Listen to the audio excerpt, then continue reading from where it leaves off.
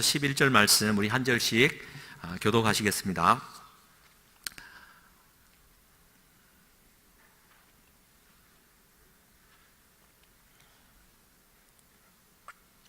로마서 5장 1절에서 11절 말씀입니다. 제가 먼저 1절을 읽겠습니다. 그러므로 우리가 믿음으로 의롭다 하심을 받았으니 우리 주 예수 그리스도로 말미암아 하나님과 화평을 누리자.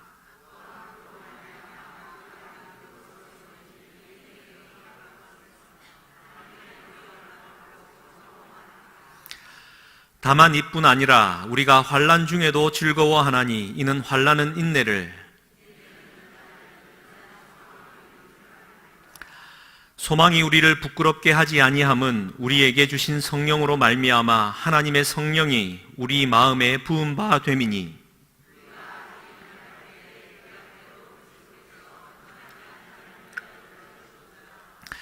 의인을 위하여 죽는 자가 쉽지 않고 선인을 위하여 용감히 죽는 자가 혹 있거니와,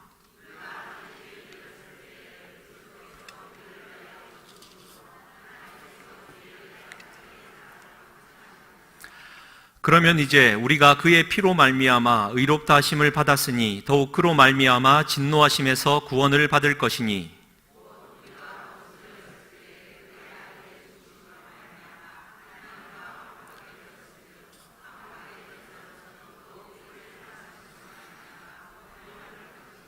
우리 함께 읽겠습니다.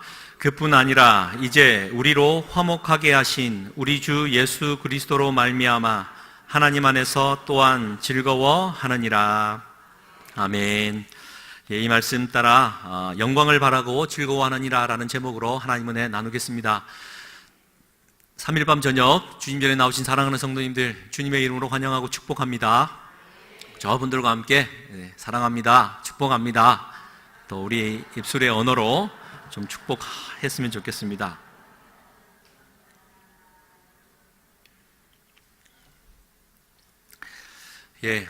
어느 마을에 산비탈을 이제 개간해서 배나무를 심었습니다. 그 배를 많이 수확해서 마을에 가난도 있고 또 자기들도 배를 좀 먹기 위해서 마을 사람들은 열심히 물을 주고 또 거름을 나르고 그 배 나무밭에 희망을 심고 이제 키웠습니다. 해마다 이제 배나무가 커가니 상당히 행복했습니다. 그리고 몇 해 뒤에 나무에 열린 것은 배가 아니라 사과였던 것이죠. 애당초 그 묘목을 잘못 가져와서 사과나무를 배나무로 오해하고 기른 것입니다. 오랫동안 그 배나무에 배가 열리기만을 기다렸던 마을 사람들은 너무도 실망을 많이 했습니다. 그래서 그 사실을 받아들일 수가 없는 겁니다. 배나무의 사과라니, 배나무의 사과라니.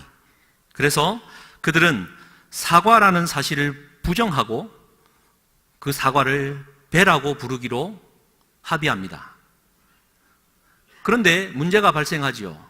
그 마을에는 이미 사과나무가 있었고 기존에 있던 사과를 뭐라 부를까 고민했던 겁니다. 그러자 마을 사람들은 또 합의합니다. 기존에 있는 사과도 배라고 부르자. 그래서 그들은 사과를 열심히 거두어서 시장에 갖다 팔면서 배라고 하며 갖다 팔았습니다. 그들은 사과를 먹으며 배라고 먹었습니다. 그러니 당연히 시장에 나온 다른 마을 사람들이 놀리고 비웃었지요. 조롱을 피할 수가 없었습니다. 그러니 마을 사람들은 너무나도 속이 상하고 이제 일명 짜증이 났습니다. 그래서 그 수모와 이 배신감이 극에 달하자 사람들은 다 몰려와서 사과나무를 싸그리 다 베어버리고 그것을 없애버렸습니다. 수년간의 그 노력을 물거품으로 만들어버리고 그들의 마음속에는 극도의 좌절과 분노감이 가득 찼더라. 이청준 씨의 미친 사과나무의 줄거리입니다. 여러분, 제목이 미친 사과나무입니다. 여러분, 사과나무가 미친 겁니까? 거기에 인간의 욕망이 들어가 있는 인간의 마음이 미친 것입니까? 예. 정확하게 진단을 했고 이것은 오늘날 우리의 살아가는 내 고집과 이 내 선입관에 대해서 철퇴를 가하는 내용이라 생각되어집니다. 마찬가지로요, 유대인들을 향한, 아니 한국 사람 이청준 씨인데 어쩜 이렇게 유대인들에게 딱 맞는 이야기를 했는지 모르겠습니다. 그들이 기대했던 것은 밴데 예수라는 사과가 나온 거죠. 분노에 사로잡혀 싸그리 다 죽여버린 겁니다. 그러니 이 유대인들의 마음과 그 죄성을 달랠 길 없어 사도 바울이 등장을 했고, 그들이 갖고 있던 그 고집스러운 고집불통과 이 좌절과 이 분노감에 대하여 하나님의 음성으로 로마서를 기록하고 지금 1장부터 4장까지 쭉 지금 전개하고 있는 겁니다. 사랑하는 성도님들, 입장 바꿔 생각해 볼 때 누군가가 여기에서 로마서를 지금 18번째인데요 18번째 얘기하면서 이쯤에서 여러분 첫 번째부터 17번째까지 기억이 나십니까? 라고 질문하면 저도 솔직히 아무것도 기억이 안 납니다라고 말을 할 것 같습니다. 여러분 기억은 조금이라도 나시는지요? 1장부터 3장까지 분노에 차 있던 유대인들을 향하여 일괄적으로 하는 얘기가 그거죠. 믿음으로 말미암아 의롭게 되어진다. 할렐루야. 그러니까 율법이 아니라 우리의 구원은 믿음에서 난다라는 것을 강조해 줬다라는 것이죠. 율법을 지키는 그 행위로 말미암아 구원받는 게 아니다. 존재 자체가 죄인인 우리를 죄인임에도 불구하고 의인으로 불러주시는 하나님 아버지의 전적인 은혜로 말미암아 우리가 구원을 받는 것이다 라는 이 진리를 1장부터 3장까지 끝까지 얘기를 한 겁니다. 그리고는 유대인들이 가장 존경하고 따르는 아브라함을 4장에서는 끌고 와 그 믿음의 증인이 바로 아브라함이 아니더냐라고 지금 말하고 있는 것이죠. 할렐루야. 그리고는 5장에 이르렀습니다. 보십시오. 믿음으로 말미암아 구원을 받는다, 행위가 아니다라는 이 얘기를 강조하고, 그러면 믿음으로 말미암아 구원을 받는 사람은 과연 어떻게 되느냐라는 이 결과를 이제 5장부터 전개해 준다라는 사실을 또 잊어먹어도 되겠지만 또 한번 생각하면서 5장을 들어갔으면 좋겠습니다. 5장 1절 말씀 한번 보십시오. 오늘 말씀이 준비가 안 됐는지 모르겠습니다. 준비되어 있네요. 그러므로 우리가 믿음으로 의롭다 하심을 받았으니 주 예수 그리스도로 말미암아 하나님과 화평을 누리자라고 기록을 하고 있습니다. 그러니까 우리가 믿음으로 말미암아 의롭다 하심을 받았다라는 얘기는 1장부터 4장 얘기를 한 문장으로 요약을 하는 내용이고요. 이것은 우리 주 예수 그리스도로 말미암아 되었다라는 것을 강조하고 있는 겁니다. 할렐루야. 그래서 그 앞절 그 4장 25절에 보면은 예수는 우리가 범죄한 것 때문에 내줌이 되고 또한 우리를 의롭다 하시기 위하여 살아나셨다라는 이 말을 잊지 않고 사도 바울은 언급해 주고 있는 것이죠. 그런데 예수 그리스도로 말미암아 우리가 그분의 십자가의 공로로 말미암아 의롭다 칭함을 받은 의인이 되었다라는 말이죠. 그러면 우리의 신앙의 생활은 시작이 되어지는데 그 첫 번째가 바로 예수 그리스도로 말미암아 하나님과 화평을 누리게 된다라는 것입니다. 화평, 화해라는 단어를 쓰고 있습니다. 이 말은 싸웠다라는 말이죠. 싸움을 전제로 하고 있습니다. 원수되었던 관계였기 때문에 하나님과 화평, 곧 화해를 이루자라는 말을 하고 있는 것이죠. 혹 싸우신 분 오늘 예배당에 오셨으면 화해의 은혜가 있기를 주님의 이름으로 간절히 축복합니다. 가장 먼저 나타나는 것이요, 하나님과 화평을 이룬다라는 것이죠. 원수되었던 자들과 함께 화해가 이루어진다라는 것입니다. 그리고 두 번째로 2절에 등장을 합니다. 또한 그로 말미암아 우리가 믿음으로 서 있는 이 은혜에 들어가게 된다라는 것입니다. 개인적으로 은혜에 들어간다라는 말이 너무 좋습니다. 은혜를 받는다라는 말보다 은혜에 들어간다라는 말이 너무나도 좋습니다.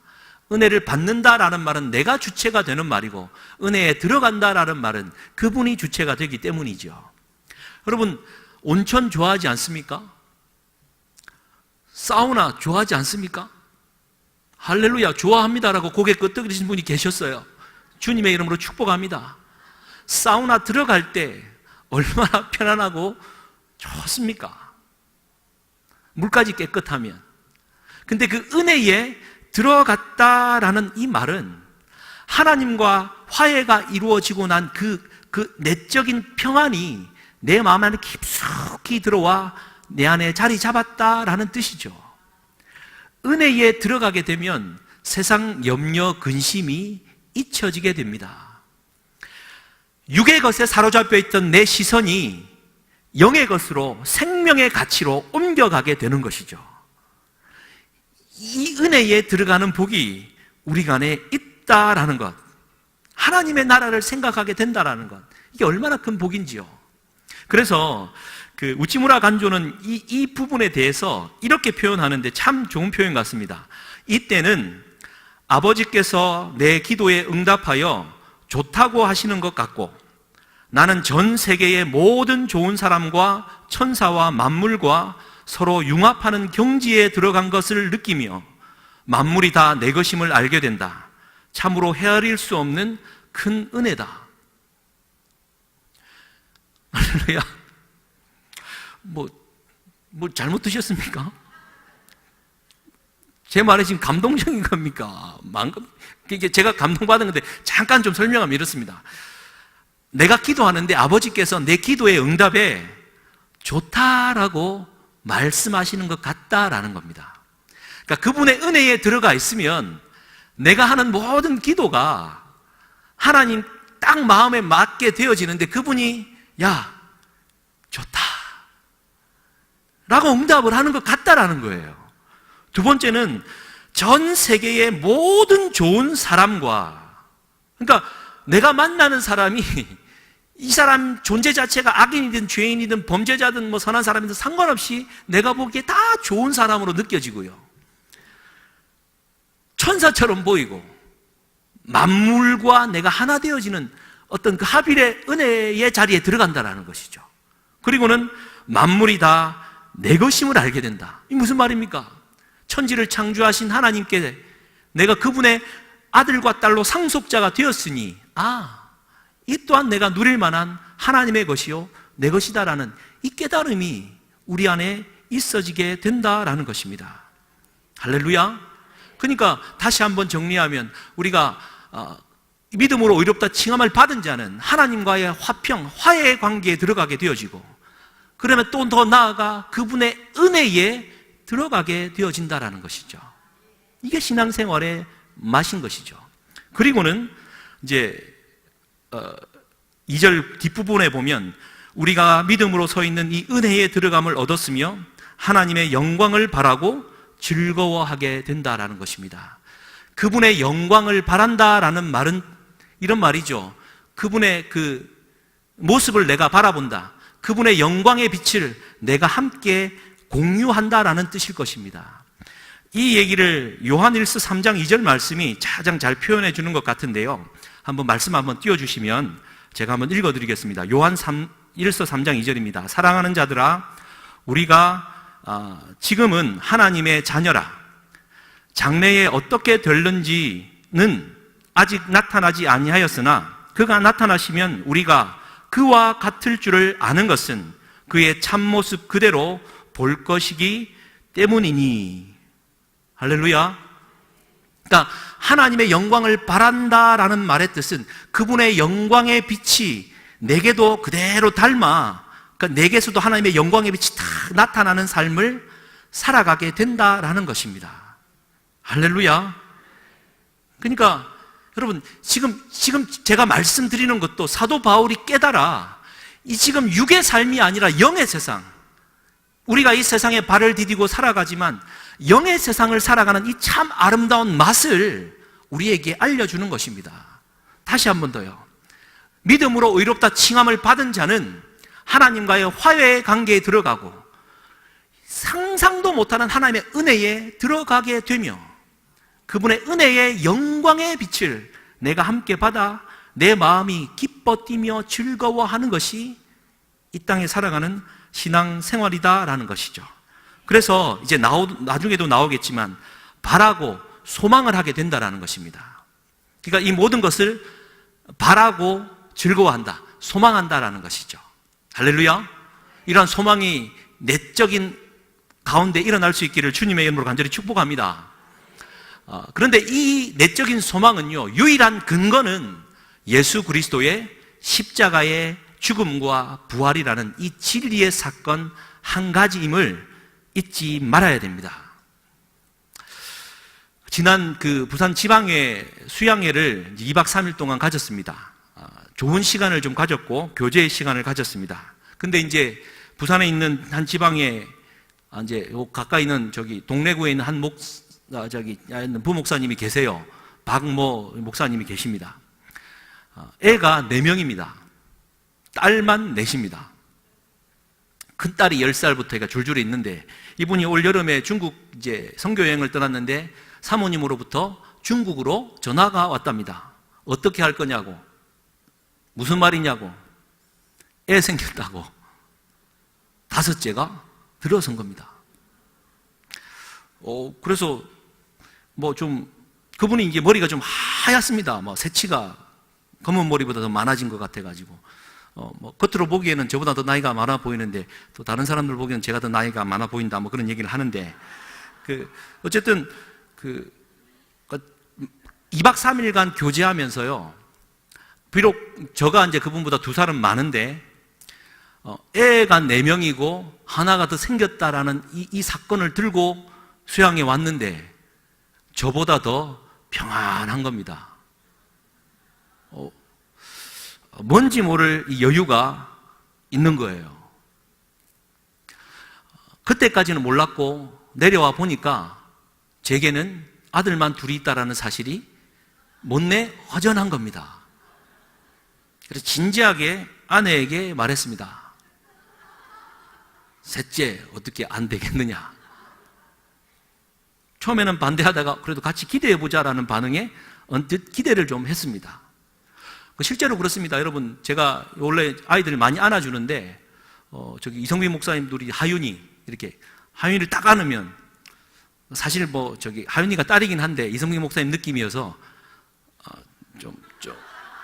좀 말하기 좀 그런데 뭐 좀 중성적인 느낌이 있습니다. 묵직합니다. 근데 이제 우리 임채훈 집사님 딸 우리 누굽니까? 지은이 혹은 또 주희 이런 애들은 제가 막 한 손에 두려놓고 막 들었다 놨다 하면서 막 돌리면 또 일애 같은 경우 이제 막 1살 돌 지난 일애 같은 경우는 한번 들으면은 너무 가볍고 뭔지 느낌이 달라요. 뭐 하나님 주시는 마음이다 생각해서 아내랑 얘기를 했습니다. 그랬더니 며칠 기도하다가 아침에 아내가 말했습니다.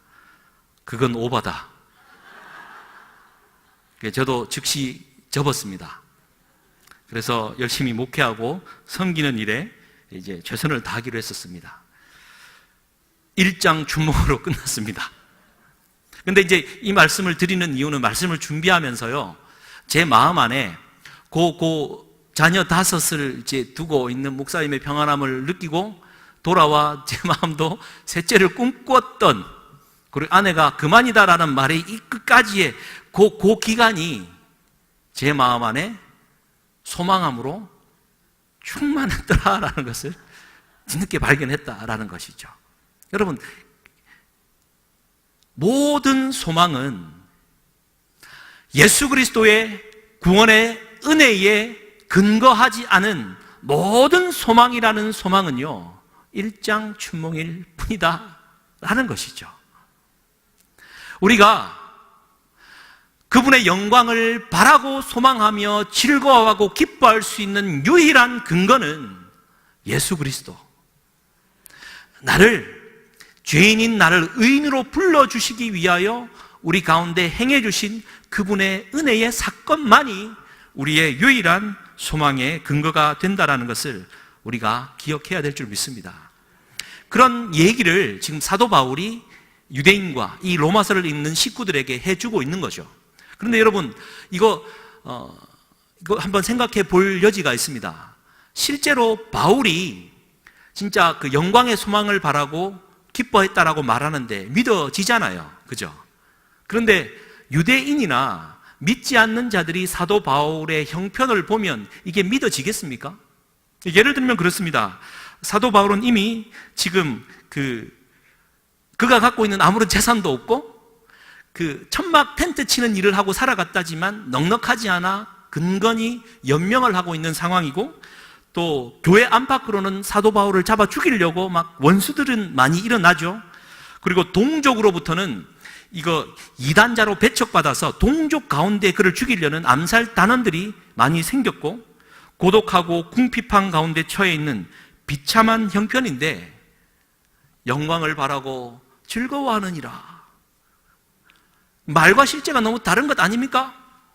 라는 얘기가 나올 수 있지 않겠습니까? 근데 우리는 알잖아요. 아무런 형편이 풀리지 않아도, 하나님 침묵하시는 것 같아도, 내게 아무런 조건의 변화가 없어도 내가 그분 한 분 때문에, 그분을 소망하기 때문에 내가 즐거워할 수 있다는 것 우리는 알잖아요. 이거 잘 모르겠습니까? 이걸 위해 기도해야 돼요. 뭘 위해 기도하십니까? 예? 이걸 위해 기도해야 돼요. 내 안에서 솟아오르는 영의 기쁜, 즐거운 마음이 일어나야 되는데, 사도 바울은 이러한 말에 대하여 3절 말씀에 이렇게 답변하는 것 같습니다. 내가 그냥 영광을 바라고 즐거워할 뿐만 아니라, 다만 이뿐 아니라 우리가 환난 중에도 즐거워하나니, 이는 환난은 인내를, 인내는 연단은 소망을 이루는 줄 우리가 압니다라고 기록을 하고 있는 겁니다. 여러분, 이 참 중요한 말인데요. 환난 중에도 즐거워한다라는 겁니다. 환난을 받아도 내가 오히려 더 즐거워할 수 있다라는 말로, 오히려 더 그러한 질문을 던지는 사람 앞에, 아니다, 나는 환난이 와도 나는 즐거워한다라는 말로 딱 대답을 하고 있는 것이죠. 그런데 우리는 알잖아요. 환난이 와도 즐거워하는 근거가 있잖아요. 모르겠습니까? 이걸 위해 기도해야 돼요. 도대체 뭘 위해 기도하십니까? 예?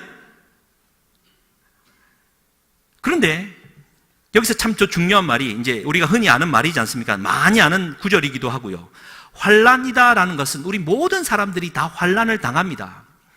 인생 자체가 고해다라는 말이 있듯이 환난을 당하지 않는 인생은 하나도 없습니다. 그러나 여기에서 말하는 환난이다라는 것은 모든 사람들이 누구나 당하는 육적인 환난이 아니라 하나님 나라의 복음의 비밀을 깨달아 그걸로 말미암아 박해를 받고 고통을 받는 환난을 뜻한다라는 것입니다. 우리가 믿음 생활하면서 믿음 때문에, 내 신앙 생활의 결단 때문에 한 번도 환난을 당하지 않았다면 우리의 신앙 생활, 나의 신앙의 결단에 대하여 다시 한번 점검해 봐야 됩니다. 영의 가치는 육의 가치와 부딪히게 되어 있거든요. 그 영광의 비밀을 깨달은 자는 부딪혀서 환난을 당할 수밖에 없는데, 환난 중에도 즐거워하는데, 왜냐하면 환난은 인내를 만들어낸다라는 것입니다. 할렐루야. 이게 이제 영적인 비밀을 우리에게 말해주는 것인데, 환난을 당하면 인내를 이룬다라는 말입니다. 이 인내라는 말은 이제 히브리어로 휴포모네라는 말로 씁니다. 이거는 보통 이제 그런 말 쓰지 않습니까? 에이, 너 더럽고 치사해서 내가 좀 참지 뭐. 에이, 니 알아서 해라. 내가 좀 참지 뭐. 이렇게 말하는 그냥 소극적인 의미의 인내가 아니라 적극적으로 굳게 서서 힘있게 나아가는 겁니다.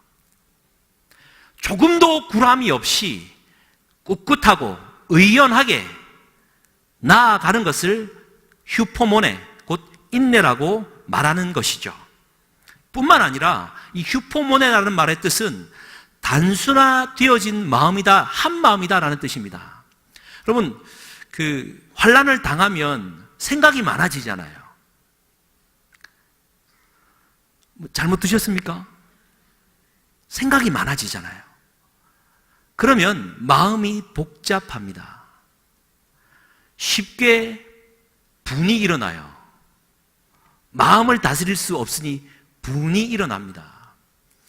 인내, 오래 참음이라는 말은 불필요하고 중요하지 않은 것들을 쳐내고 중요한 것들로 마음을 모아 한 마음을 이루었다라는 말이 휴포모네라는 뜻입니다. 그러니 적극적으로 의연하게 참아내는 것과 또한 불필요한 것들을 다 걷어내고 마음을 단순화시킨 한 마음으로 중요한 것으로 집중하는 힘이 곧 휴포모네 인내다라는 것이죠. 이제 그 인내를 낳고 또 인내는 연단을 낳는다라는 말로 이어집니다. 연단이라는 말은 이 도키메라는 단어인데 이 말은 좀 그렇습니다. 체험이다라는 말과 입증이다, 증명이다라는 말이 섞은 말인데 도키메라는 말은 그래서 내가 체험적으로 증명이 되어진 상태다라는 뜻이죠. 곧 이 말을 다시 말하면 내가 체험적으로 신앙적으로 볼 때 이것은 내가 의연하게 대처할 수 있는 그 증명된 마음의 상태, 흔들리거나 불안해하거나 염려하는 마음이 다 사라진 견고한 마음이다라는 겁니다. 쉽게 말하면 이것입니다. 대한민국이 월드컵에서 결승전에 나가면 잘할 것 같습니까? 못할 것 같습니까? 축구에는 관심이 없으시죠? 잘할 것 같습니다라는 말은 이제 애국자의 애국심혈인 대한독립 만세와 같은 신앙의 고백이고요. 한 번도 대한민국은 월드컵 결승전에 나가본 적이 없기 때문에 선수들 모두가 긴장하고 불안해하며 나아갈 수밖에 없죠. 예를 들어 독일이나 이런 브라질 같은 팀은 결승에 올라가도 우리는 늘 그 자리에 올라가 봤기 때문에 의연한 마음으로 자기 실력을 많이 발휘하는 것과 같다라는 겁니다. 예를 들어 이 자리에 정빈나리 전도사님이 와서 설교를 할 때랑 제가 설교할 때랑 마음의 자세가 같을까요? 다를까요? 똑같습니다. 불안해하고 염려하는 마음은 똑같습니다. 그러나 이 설명을 드리는 이유는 반복적으로 그 자리에 서봤던 사람은 의연한 마음으로 체험적으로 이것이 증명이 되어진 자리이기 때문에 편안할 수 있고 불안의 요소를 없앨 가능성이 있다라는 것이고, 처음 서면 불안하고 그래, 이해가 잘못됐구나. 여러분 대표 기도한다고 앞자리에 앉아서 마이크 잡아보신 분들 알잖아요. 이제야 이제 얼굴이 화색이 도시는구나. 근데 이제 기도 많이 하는 장로님들은 마이크 잡으면 그냥 나가잖아요. 우리 권사님들도. 그러나 한 번 잡으면 막 떨려가지고 막 그러잖아요. 도키메라는 단어는 연단이다라는 말로 번역을 하지만 체험적으로 이제 편안하고 염려들이 다 떠나고 불안이 떠나진 이 완전한 상태를 뜻한다라는 것이죠. 그래서 그 연단까지 이루고 난 다음에 소망을 이룬다라는 말로 이제 기록을 합니다. 희망하고 바라고 구한다라는 것이죠. 할렐루야. 그래서 이 말씀을 다시 한번 이제 보시면 알겠지만 2절 끝부분에 보면 이렇습니다. 하나님의 영광을 바라고 즐거워한다. 그리고 우리가 3절 다만 이뿐 아니라 우리가 환난 중에도 즐거워한다. 이게 이제 카오마이라는 이 말을 쓰는데 즐거워한다라는 말이 반복되지 않습니까? 이 즐거워할 때 이 즐거운 마음은 그냥 즐거워하는 것이 아니라 의연하고 막 흥분되지 않고 의연한 마음으로 당연하다. 이 기쁨은 내가 누릴 수 있는 충만한 기쁨이다라는 것을 보여주는 겁니다. 예를 들어 이번에 또 축구 얘기를 해서 죄송합니다. 박지성 세레머니를 아십니까? 일본에서 골을 넣고 제가 보여드려야 됩니까? 제가 보여드릴게요. 골을 넣고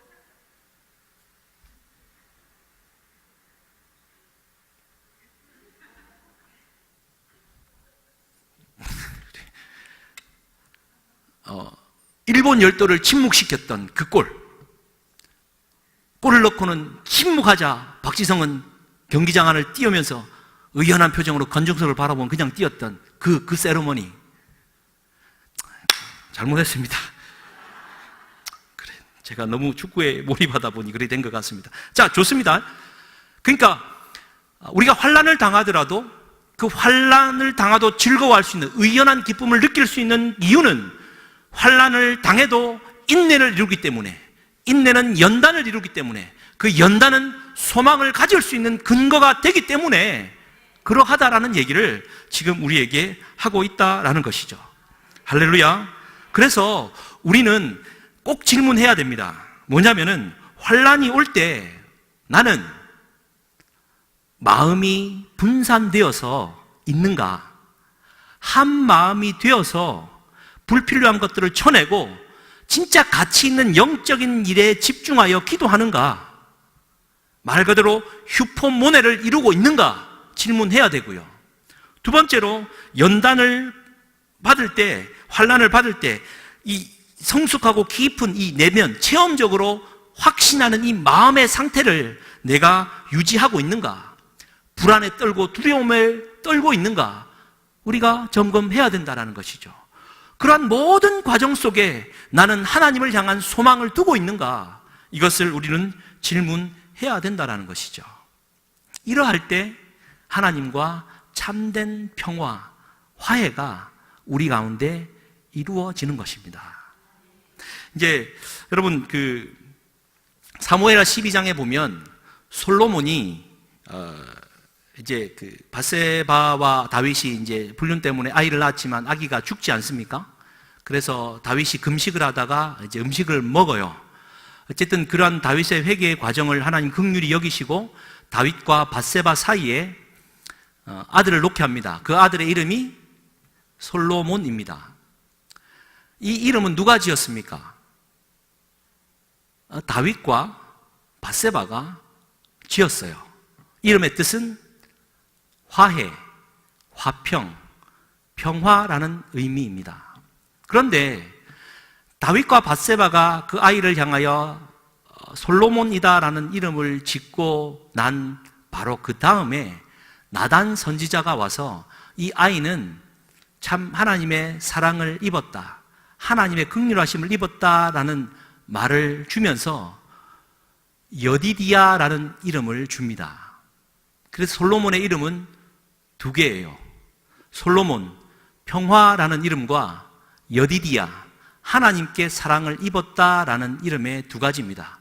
자, 여러분 보십시오. 그러면 솔로몬의 이름을 뭐라고 불러야 됩니까? 우리가 붙인 이름을 불러야 됩니까? 하나님이 붙여주신 이름을 불러야 합니까? 내 아들이 아니니 관심이 없다라는 표정인데 솔로몬이 아니라 여디디야를 부르는 게 맞지 않습니까? 근데 우리는 솔로몬의 이름을 여디디야라는 사실을 알고 있는 사람이 많지가 않아요. 관심도 없어요. 이게 오늘날 우리에게 주는, 성경이 주는 우리의 영적 교훈이라 생각합니다. 솔로몬이 자기 힘을 의지해서 자기 지혜를 믿고 자기가 가진 것들을 믿고 정치하며 통치해 나아갈 때 그것은 허망하고 쓰러질 수밖에 없는 것이죠. 그래서 헛되고 헛되니 헛되고 헛되며 모든 것이 헛되도다라는 솔로몬의 고백이 나오는 것 아니겠습니까? 그런데 하나님의 은혜를 덧입은 여디디야가 될 때 여호와를 경외하는 것이 모든 지혜의 근본이요 거룩하신 일을 아는 것이 명철이다라는 여디디야의 고백이 나오는 것 아니겠습니까? 우리는 하나님과 화해를 그래서 여러분 오늘 말씀에 이제 5절 말씀을 한번 보십시오. 이제 나머지 후반부는 제가 다음 주에 다시 한번 또 나눌 텐데요. 5절 후반부에 보면 이렇습니다. 소망이 우리를 부끄럽게 하지 아니함은 우리에게 주신 성령으로 말미암아 하나님의 사랑이 우리 마음에 부은 바 되었다. 하나님의 사랑이 우리에게 부은 바 되었다라고 기록을 하죠. 구약의 언어로 치면 여디디야입니다. 하나님의 은혜가 그냥 던져진 게 아니라 부어졌다, 쏟아져서 우리에게 넘치도록 주어졌다라는 것이죠. 그 은혜를, 사랑을 믿음으로 받을 때 하나님과의 참된 화해가 이루어져 신앙생활이 행복하고 영광 중에 바라고 기뻐할 수 있다라는 것을 우리에게 알려주고 있는 것입니다. 할렐루야. 제 말씀을 좀 마무리하면서 이 이야기를 좀 하고 마쳤으면 좋겠습니다. 가을이 되면 어김없이 입시철이 돌아오죠. 근데 이제 요즘은 수학 능력 시험이 수시 합격생들이 많아가지고 좀 덜한 것 같습니다. 고3 수험생을 둔 사랑하는 성도님들 계십니까? 다 경험은 해보셨지 않습니까? 부모님, 고3 부모는 이제 죄인이요, 참 평화가 없습니다. 그래서 이렇게 기도하죠. 하나님, 내 자녀를 주님 앞에 맡겨드립니다. 주님 뜻대로 하옵소서. 그렇게 기도하지 않습니까? 그러다 자녀가 대학에 떨어졌어요. 그러면 그 부모는 알아눕습니다. 왜요? 본인이 하나님 손에 맡겨드린다 기도해놓고 본인이 알아누워요. 왜요? 하나님과의 참 평안의 관계가 없어요. 하나님을 우상으로 섬겼어요. 해달라는 거예요. 그러나 신앙생활의 기본은요, 내 자녀를 하나님 앞에 내어 맡겨드린다라는 이 거룩하고 참된 진리에 속한 기도의 제목이 던져지고 나면요, 그 기도가 충만히 들어가면요, 내 안에 불안에, 걱정에 염려가 없는 겁니다. 은혜로 들어가게 되는 거죠.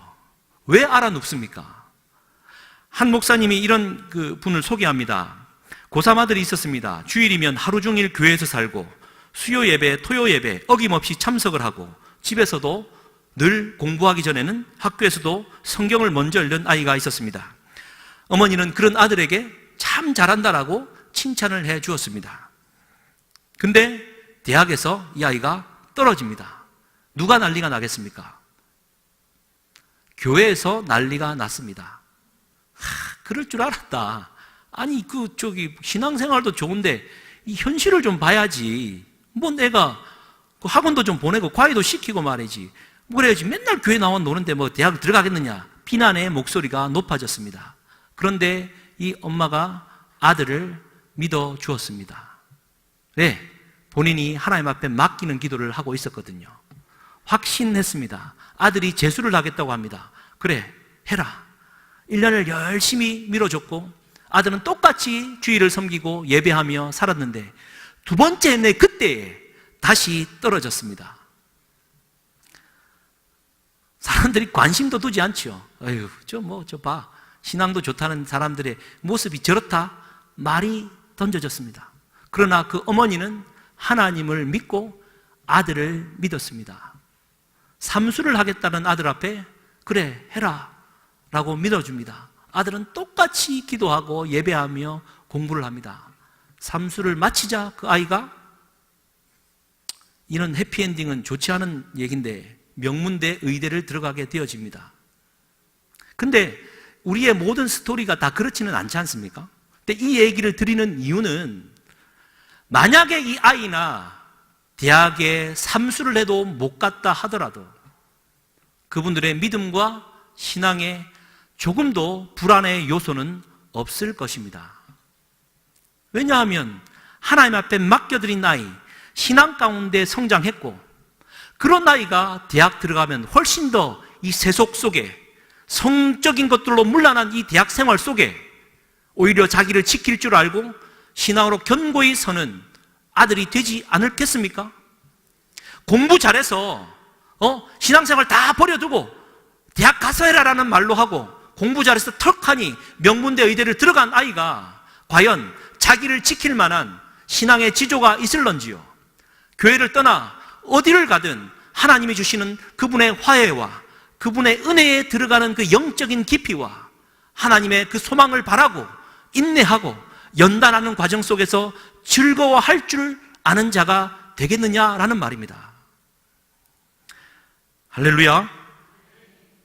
우리 자녀를 기르는 우리 사랑하는 우리 부모님들, 우리 그렇게 자녀를 좀 길렀으면 좋겠습니다. 우리 고3 학생들 있습니까? 두려워하고 염려하지 마십시오. 올해 안 되면 내년에 하면 됩니다. 내년에 안 되면 외국 가면 되잖아요. 외국도 안 되면 저 달에 대학 하나 차리면 되잖아요. 또 대학이 인생의 전부가 아니지 않습니까? 하나님은 대학생, 인류 대학생, 고급 인력을 원하는 것이 아니라 가난한 자, 미천한 자, 못 배우고 약한 자를 들어 쓰셔서 그러한 자들을 부끄럽게 하시는 하나님 아니겠습니까?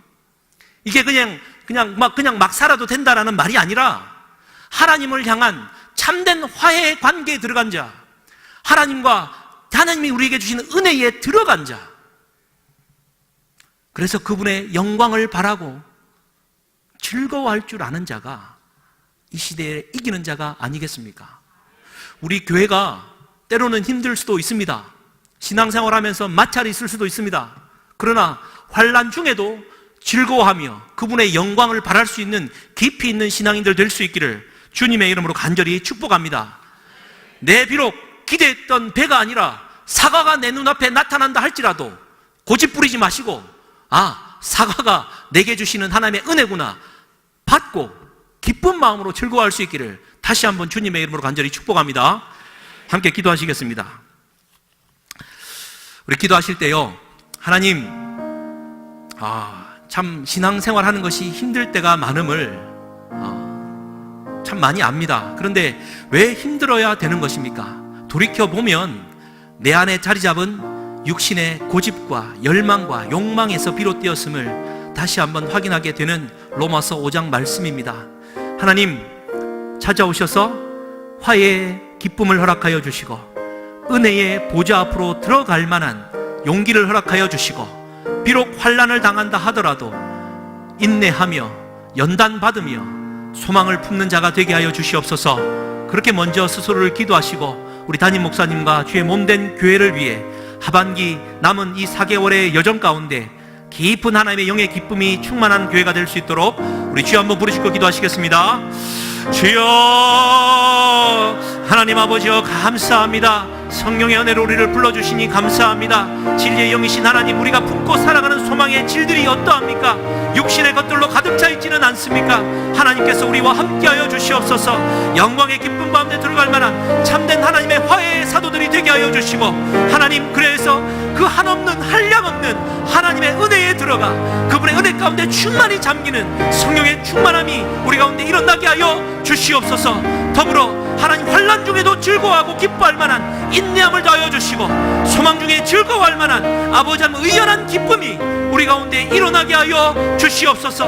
하나님, 하나님 자신만만하고 영적으로 깨어 기도하는 아름다운 얼굴들로 날마다 넘쳐나게 하여 주시옵소서. 신앙생활에 불안해하지 않게 하여 주시고 성령의 충만함이 있게 하여 주시옵소서. 어떠한 환난과 핍박과 고난이 온다 할지라도 의연한 마음으로, 감사하는 마음으로 하나님 서는 신실한 믿음의 종들이 되게 하여 주시옵소서. 하반기 남은 사역에 하나님의 영광의 빛이 임하기를 소망합니다. 기대와는 다른 것들의 열매들이 맺힌다 하더라도 감사하는 마음으로 서게 하여 주시고 하나님의 뜻을 온전히 받는 자들이 되게 하여 주시옵소서. 이래 사랑하는 담임 목사님을 세워주셨사오니 성령의 충만함을 더하여 주시고 긍정적인 사고와 힘으로 말미암아 하나님 일어서게 하여 주시옵소서. 은혜의 보좌 앞에 담대히 나아가는 은혜를 더하여 주시고 하나님, 한량없는 하나님의 은혜에 들어가 주님의 은혜를 만끽하는 아름다운 생이 될 수 있도록 축복하여 주시옵소서.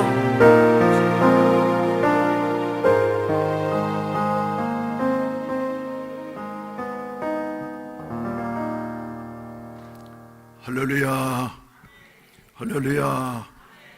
은혜스러운 말씀 감사합니다. 광고 말씀 몇 가지 드리도록 하겠습니다. 항존직 교육이 이제 이미 시작되어졌습니다. 그래서 우리 교회는 유연성이 많은 이와 같은 교회입니다. 운동선수들에게도 가장 중요한 것이 유연성입니다. 그래서 유연성이 많되 성령께서 인도하신 대로 우리는 따라가는 이와 같은 교회다 생각하게 되어집니다. 그래서 항존직 교회도, 항존직 교육도 하나님께서 어떻게 인도하실는지 저도 알지 못합니다만은, 그러나 반드시 우리 성령께서 우리를 인도하시어서 최상의 일꾼들을 만들게 하실 줄로 믿습니다. 이런 좋은 소식들이 지금 전해지고 있습니다. 그래서 이번 주 토요일 날 7시 30분부터 9시까지 우리 항존직 교육이 또 신학교와 연합해서 이렇게 있게 되어졌는데, 우리 항존직들은 다 참석하셔서 준비하시고, 그리고 일반 성도들도 이렇게 함께 참석하셔서 공부하신다고 하면은 도움이 되어질 줄로 믿습니다. 이번 토요일 날은 제1회 해운대 매일 순복음교회 초청 축구대회가 있습니다. 그래서 이번 주 토요일 12시부터 오후 6시까지 기장 연화리에 있는 인조 잔디구장에서 있습니다. 많은 관심을 가져주시고, 그리고 네 팀이 참가하게 되는데 우리 교회와 온누리교회, 그리고 일반 사회팀, 그리고 이 의사들로 구성된 이와 같은 의사팀이 이렇게 네 팀이 친선 경기를 갖게 되어진다고 하는데 관심 가지시고 위해서 기도해 주시기를 바랍니다. 그리고 우리 교회 이제 매주 토요일마다 우리 피택 항존직들이 교회 미화 작업을 위해서 하나님도 사랑할 뿐만 아니라 주님의 몸된 교회인 예배당도 사랑하는 것 같은 훈련을 하자고 해서 이번 주에는 피택 안수 집사님들이 오전 9시 30분까지 집결해서 교회를 아주 깨끗하게 이렇게 정리하게 될 줄로 믿습니다. 그래서 여러분들 해당되시는 분들은 피택 안수 집사님들은 다 참석하셔서 봉사해 주시면 감사하겠습니다. 우리 오늘은 이제 주신 말씀에 맞는 찬송을 하나 불렀으면 좋겠습니다. 그래서 316장, 하나님의 영광을 바라고 즐거워하는 이와 같은 자들은 이 세상 살면서 말이죠, 그래 그냥 바라고 즐거워하는 것이 아니라 주여 나의 생명 나의 정성 드립니다. 이 작은 나의 생명 나의 정성 다해 주님만을 위하여 살기 원하오니 주여 잡아주소서, 나를 잡으소서, 주님만을 위하여 살게 하소서. 우리가 하늘나라의 영광을 바라보고 즐거워한다고 한 말이죠. 그냥 즐거워하는 것이 아니라 우리의 모든 것을 다해서, 할렐루야, 주여 나의 가진 모든 보화 드립니다. 아무리 나 혼자서 몸부림쳐 봐도 인간의 힘만으로는 어찌할 수 없어 주만 의지합니다. 주 의지합니다. 성령으로 거듭남 주시옵소서. 불같은 성령으로 충만케 하옵소서. 환난이 와도 핍박이 와도 괴로움이 와도 슬픔이 와도 고통이 와도 죽음이 와도 주님만 위해 살게 하소서. 하늘나라의 영광을 바라보는 사람 말이죠. 바로 이렇게 사는 이와 같은 삶이 되어져야만 될 줄로 믿습니다. 이 찬송을 우리 이성빈 목사님은 준비하세요. 내가 잘 못 부르니까. 이 찬송은 제가 볼 때마다 지금부터 약 40한 6, 7년 전에 제가 이제 신학교 2년 공부했을 때 1학년짜리 한 사람이 들어왔는데 생김새는 말이죠, 정말 잘생겼습니다. 그래서 아무튼 부산 서대신동 사람이었는데 얼마나 배가 크든지 그러죠. 눈은 그저 찢어져서 말이죠, 아주 그런 사람들 있잖아요. 그리고 신학교 다닐 때도 보면은 계란을 한 자리에서 하루 저녁에 30개 먹는 사람이었습니다. 그리고 이 사람은 여름에는 아르바이트를 하는데 어디에 사냐 그러면 해운대 해수욕장에서 전에는 뭐 노래자랑 뭐 이런 거, 그래서 상품도 크게 걸어놓고 그런데 거기서 노래해가지고 말이죠, 상금 받아가지고 이렇게 아르바이트를 하는 이런 사람이었습니다. 근데 음악이라고 하는 것은 그저 음표를 보지도 볼 수도 없는 여 같은 사람인데 하나님께서 그렇게 생김새는 말이죠, 그렇게 아주 훌륭하게 이렇게 만들어 놓으셨지만은 그 사람에게는 한 가지 잘하는 게 있어요. 왜냐하면 하나님께서 주신 천부적인 목소리. 그래서 이 사람은 이제 하는 말이 군대에 가니까 자기는 너무 배고파서 그저 견딜 수가 없었는데 군대에 가면은 항상 노래하는 여하튼 노는 시간이 있습니다. 그래서 그것만 한번 끝나고 나면은 자기는 말이죠, 금방 환경이 변한다는 거예요. 왜?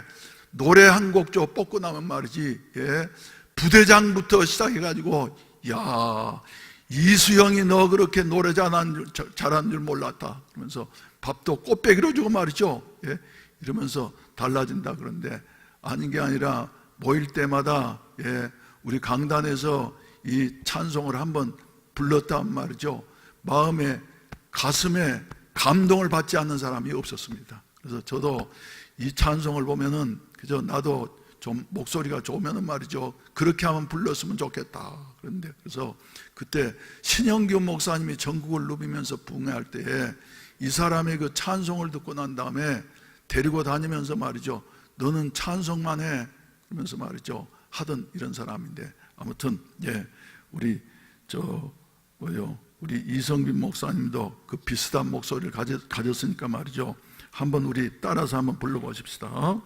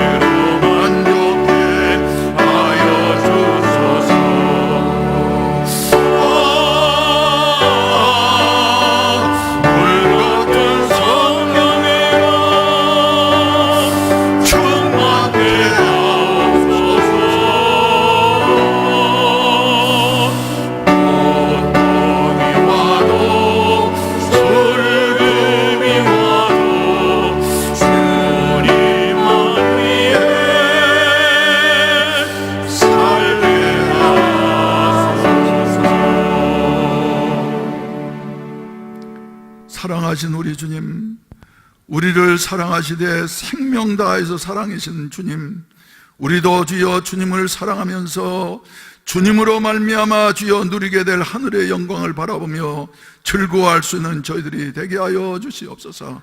나의 정성을 주님 앞에 드리게 하여 주시옵소서.